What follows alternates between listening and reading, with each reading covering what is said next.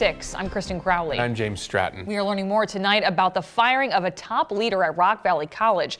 Last week, 13 investigators reported on Jim Ryan's termination, the chief operating officer at Rock Valley College, after RVC says he did not disclose his position on the board of a development group. Today, the head of that group, RLDC, says that's not true. 13 News reporter Mary Sugden joins us with his message to the college. Mary?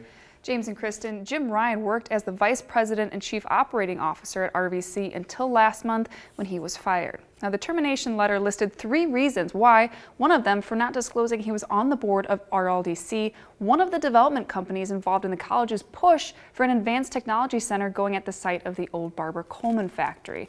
Now, something the college says presented a conflict of interest.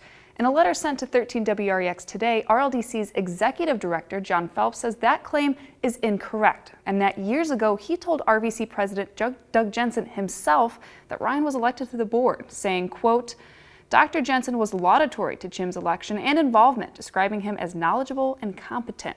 No concerns were expressed about a potential conflict of interest. Now, the letter goes on to say that Ryan attended at least 20 RLDC meetings over the next few years, and Phelps says those meetings happened during Ryan's workday at the college. The letter says, quote, I find it unfathomable that Dr. Jensen, who was directly responsible for Mr. Ryan's activities at the college, was not aware of his role on the RLDC board.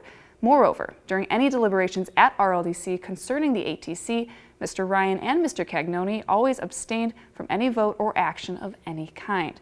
Now, Phelps goes on to say that any insinuation RLDC would benefit financially from an ATC going in at Barbara Coleman is untrue, adding that the group acted selflessly and in the best interest of its partners. Now, we reached out to RVC, but we're told Dr. Jensen would not wish to comment. For now, James and Kristen, back to you. And Mary, on the heels of that, the turmoil over Ryan's firing comes after Rock Valley College exited its deal with the city to build the Barbara Coleman site and instead decided to bring it downtown to the Rockford Register-Star News Tower. So where is the college on the ATC right now? We spoke with the Board of Trustees President Patrick Murphy today. He says the college is doing its due diligence to make sure the news tower site is structurally sound and meets programming needs. If you want to read the full letter written by Phelps, you can do so on our website right now, WREX.com. Our other top stories tonight, a car theft